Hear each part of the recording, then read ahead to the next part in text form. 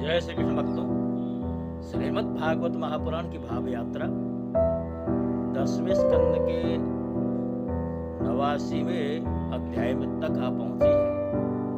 और इस अध्याय में भृगु जी के द्वारा त्रिदेवों की परीक्षा तथा भगवान का मरे हुए ब्राह्मण बालकों को वापस लाने का प्रसंग दिया गया। सुखदेव जी कहते हैं कि सरस्वत्यास्तटे राजन् ऋषयः सत्रमासत वितर्कः समभूतेषां दृष्वधीशेषु को महान्। हे राजन, एक बार सरस्वती नदी के पावन तट पर यज्ञ प्रारंभ करने के लिए बड़े बड़े ऋषि मुनि एकत्रित हुए और उन लोगों में इस विषय पर वाद विवाद छिड़ गया कि ब्रह्मा, शिव और विष्णु में सबसे बड़ा कौन है। हे राजन, उन लोगों ने यह बात जानने के लिए कि ब्रह्मा, विष्णु और शिव की परीक्षा लेने के उद्देश्य से ब्रह्मा के पुत्र भृगु जी को उनके पास भेजा। महर्षि भृगु सबसे पहले ब्रह्मा जी की सभा में पहुंचे। उन्होंने ब्रह्मा जी के धैर्य आदि की परीक्षा करने के लिए न उन्हें नमस्कार किया और न तो उनकी स्तुति ही की। ऐसा मालूम हुआ कि ब्रह्मा जी अपने तेज से दहक रहे हैं।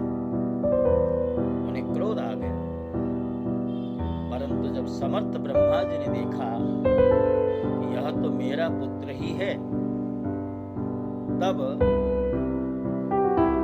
अपने मन में उठे हुए क्रोध को भीतर ही भीतर विवेक बुद्धि से दबा लिया, ठीक वैसे ही जैसे कोई अरणि मंथन से उत्पन्न अग्नि को जल से बुझा। वहां से महर्षि भृगु कैलाश में चले गए। देवादिदेव भगवान शंकर ने जब देखा कि मेरे भाई भृगु जी आए हैं, तब उन्होंने बड़े आनंद से खड़े होकर के उनका आलिंगन करने के लिए भुजाएं उठा दी, फैला दी। परंतु महर्षि भृगु ने उनसे आलिंगन करना स्वीकार नहीं किया और कहा, तुम लोक और वेद की मर्यादा का उल्लंघन करते हो, इसलिए मैं तुमसे नहीं मिल सकता। भृगु जी की यह बात सुनकर भगवान शंकर क्रोध के मारे दिल मिला उठे। उनकी आंखें चढ़ गई। उन्होंने त्रिशूल उठाकर महर्षि भृगु को मारना चाहा,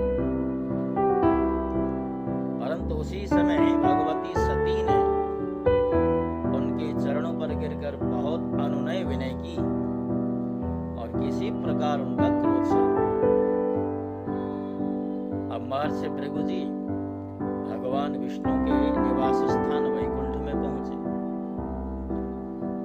उस समय भगवान विष्णु लक्ष्मी जी की गोद में अपना सिर रखकर लेटे हुए थे, विश्राम कर रहे थे। भृगु जी ने जाकर उनके वक्षस्थल पर एक लात कसकर जमा दी। भक्तवत्सल भगवान विष्णु लक्ष्मी जी के साथ उठ बैठे और झटपट अपनी सैया से नीचे उतरकर मुनि को सिर झुकाकर प्रणाम किया।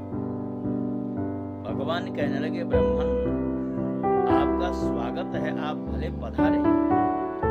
इस आसन पर बैठकर कुछ क्षण विश्राम कीजिए। प्रभु, मुझे आपके शुभागमन का पता न था, इसी से मैं आपकी अगवानी नहीं कर सका। मेरा अपराध क्षमा करें। हे महामुनि, आपके चरण कमल अत्यंत कोमल है। यूं कहकर भृगु जी के चरणों को भगवान अपने हाथों में से सहलाने लगे। बोले, महर्षि,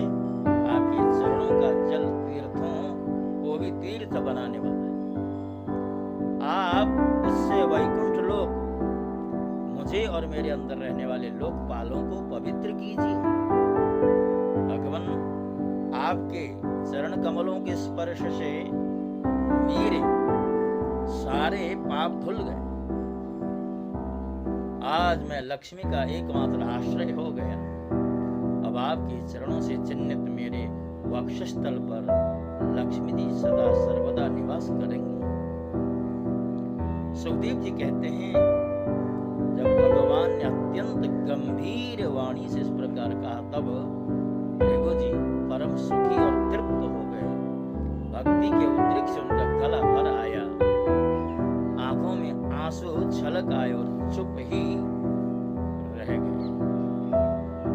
हे राजन, भृगु जी वहां से लौटकर ब्रह्मवादी मुनियों के सत्संग में आए और उन्हें ब्रह्मा, शिव और विष्णु भगवान के यहाँ जो कुछ भी अनुभव हुआ सब कह करके सुना। भृगु जी का अनुभव सुनकर ऋषि मुनियों को बड़ा विस्मय हुआ, उनका संदेह दूर हो गया। तब से वे भगवान विष्णु को सर्वश्रेष्ठ माना, क्योंकि वे ही शांति और अभय के उद्गम स्थान। भगवान नारायण के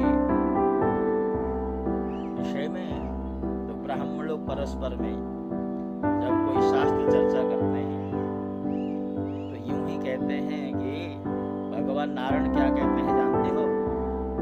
विप्र प्रसादात धरणीधरोहम, विप्र प्रसादात कमलावरोहम, विप्र प्रसादात अजिताजितोहम, विप्र प्रसादात मम राम नाम। अर्थात भगवान राम ऐसा कहते हैं कि ब्राह्मणों के ही प्रसाद से मैं इस धरती को उनका धारण करता हूँ।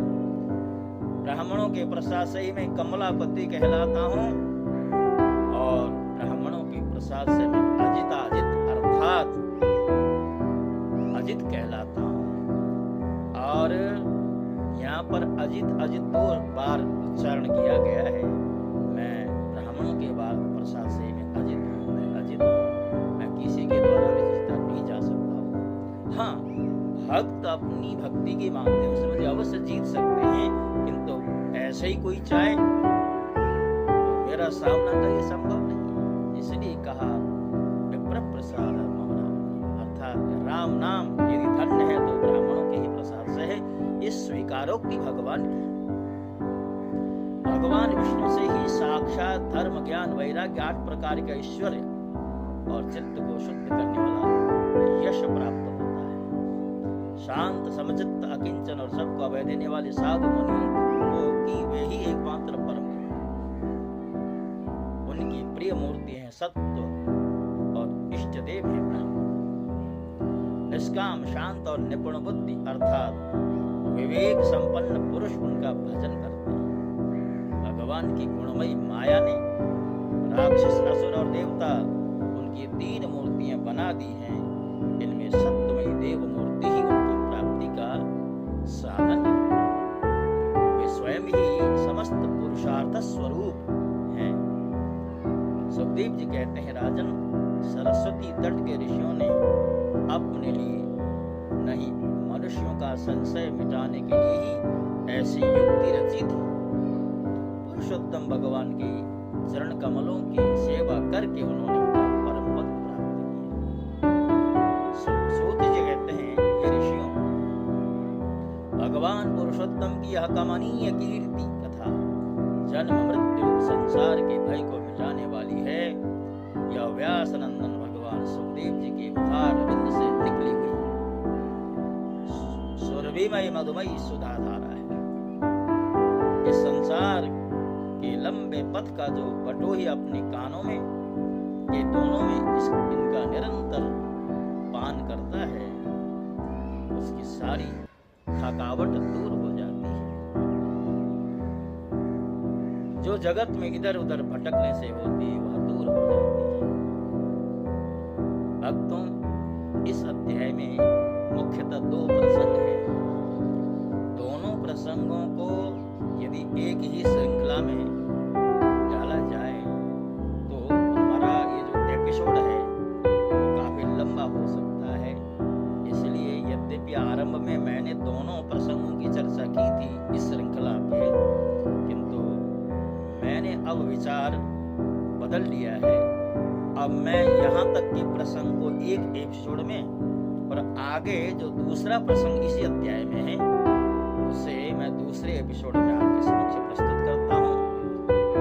तो आज का ये जो एपिसोड है इसी एक प्रसंग के साथ साथ मैं इसे विश्राम दे रहा हूँ और दूसरा जो एपिसोड है